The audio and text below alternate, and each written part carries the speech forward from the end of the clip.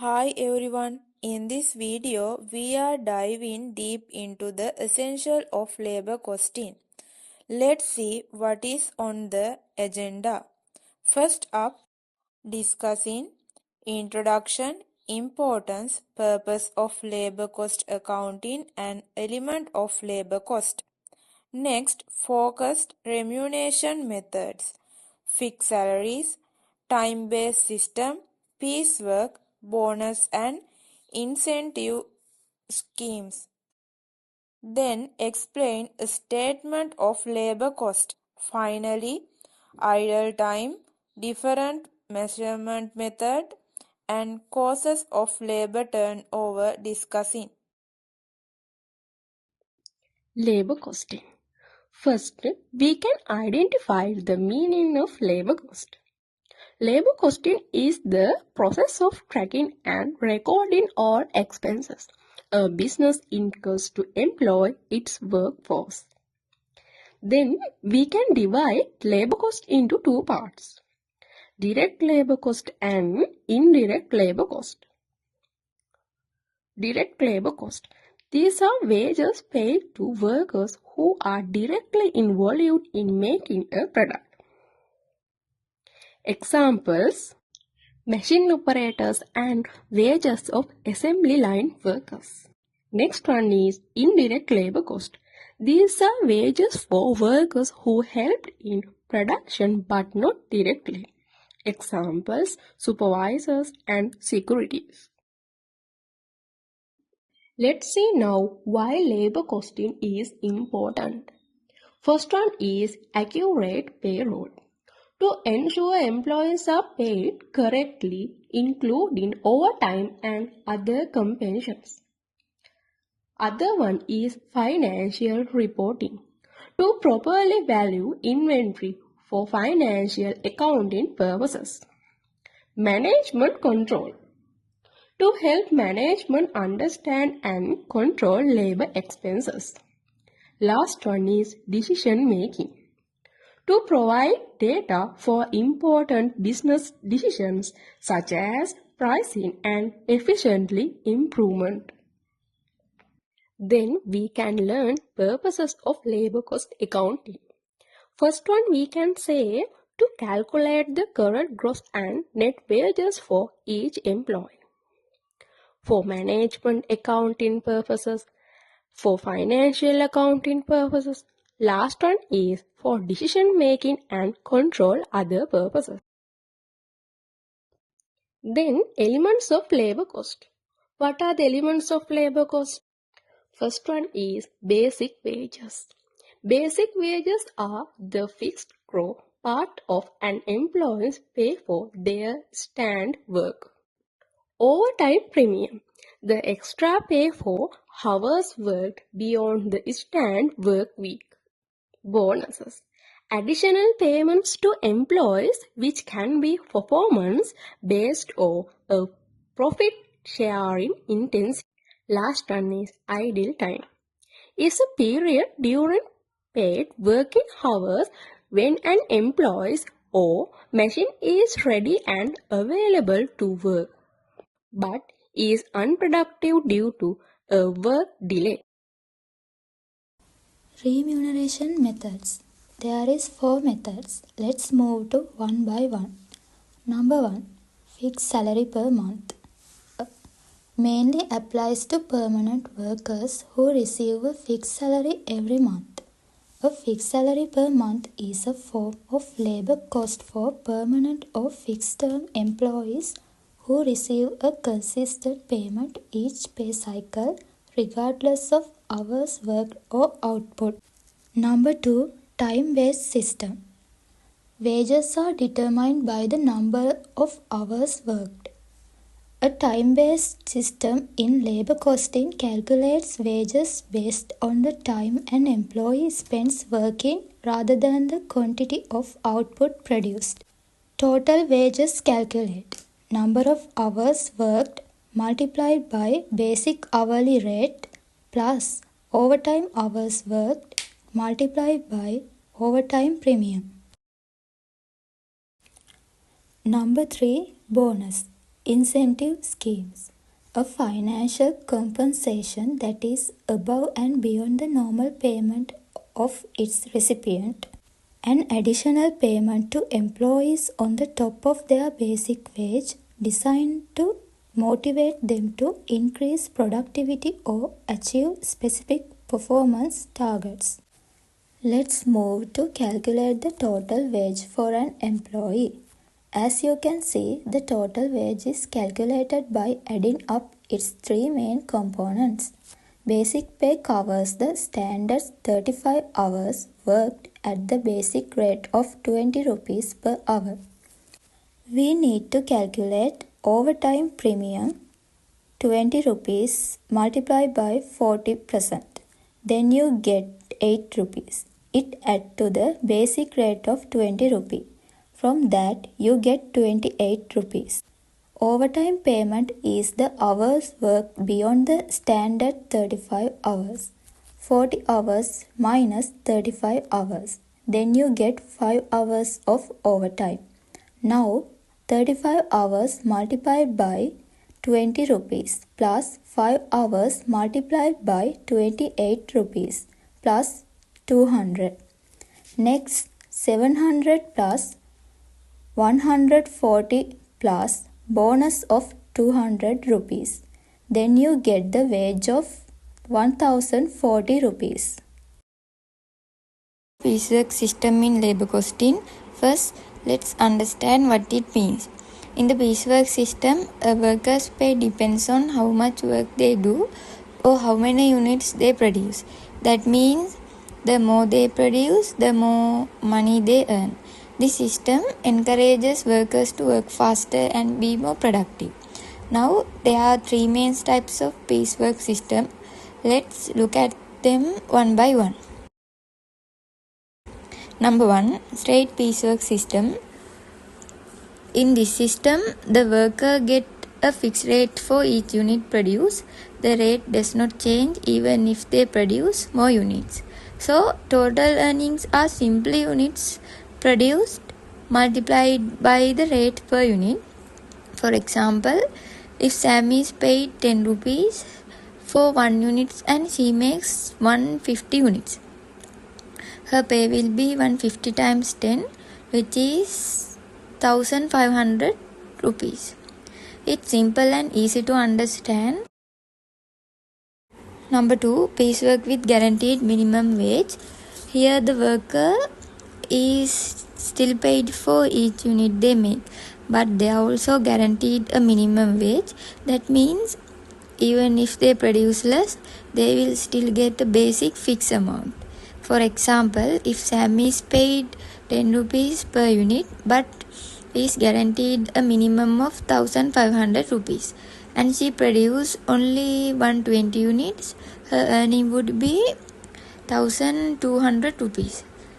Since it's below 1500, she will still receive 1500 rupees.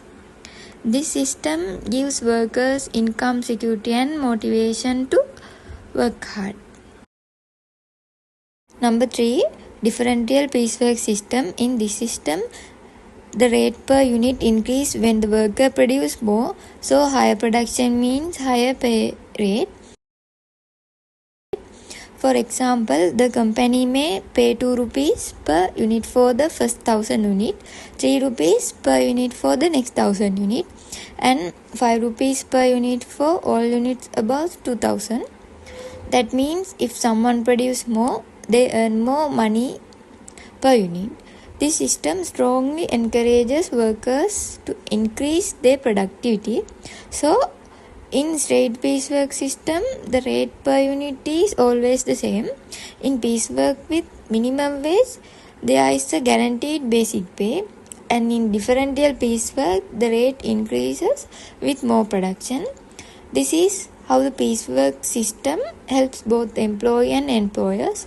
Employees earn more by working better, and employers get higher productivity and output.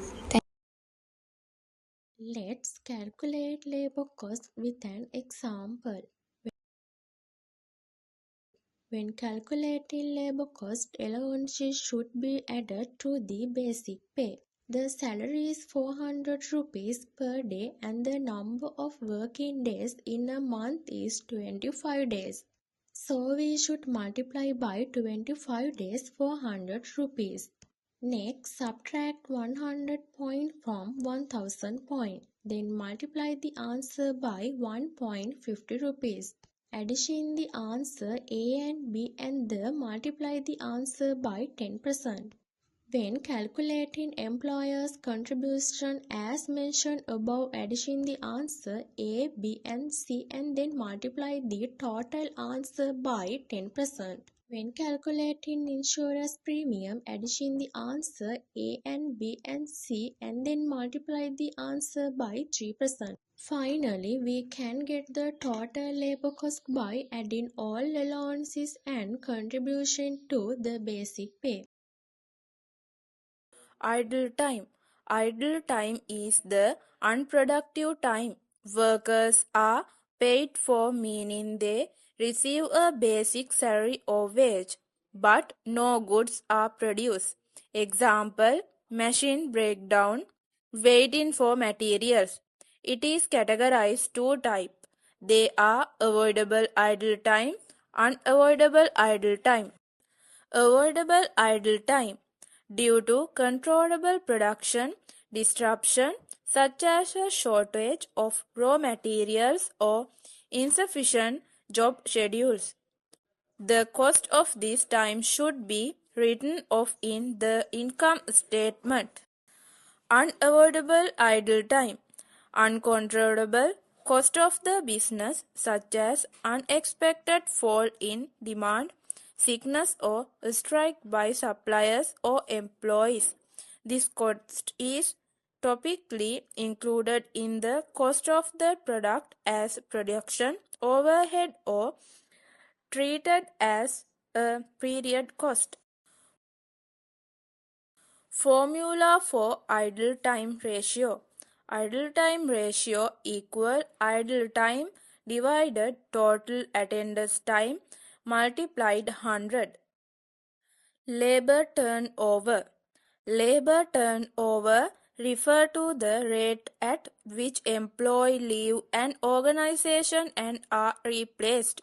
The labor turnover rate is measured by applying any one of the following three methods. These are separation method, replacement method, flux method. Separation method. The separation method means how many employees leave an organization during a specific time period. In this separation method, we calculate only the number of employees who left or separated from the company because of the retirement, resignation, discharge, disability, death or etc. Separation method. Labor turnover rate calculated by number of separations divided by average number of workers into 100. Now let's take an example. Firstly, look at this question.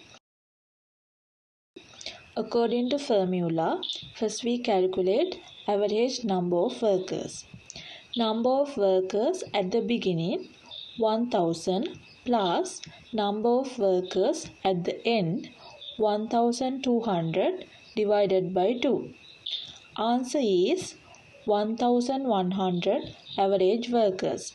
Next, the number of separations. Left employees 10 plus discharge employees 40. So answer is 50 separations. Finally, number of separations 50 divided by average number of workers 1100 into 100. So, labor turnover rate is 4.55%. Replacement method. The replacement method means measure how many employees have been replaced during specific time period. It focuses only those new workers who were hired to replace employees who left due to retirement, discharge, resignation, death or illnesses. Replacement method labor turnover calculated by number of replacement divided by average number of workers into 100. Now let's take an example. Firstly, look at this question. According to formula, first we calculate average number of workers. Number of workers at the beginning 1000 plus number of workers at the end 1200 divided by 2. Answer is 1100.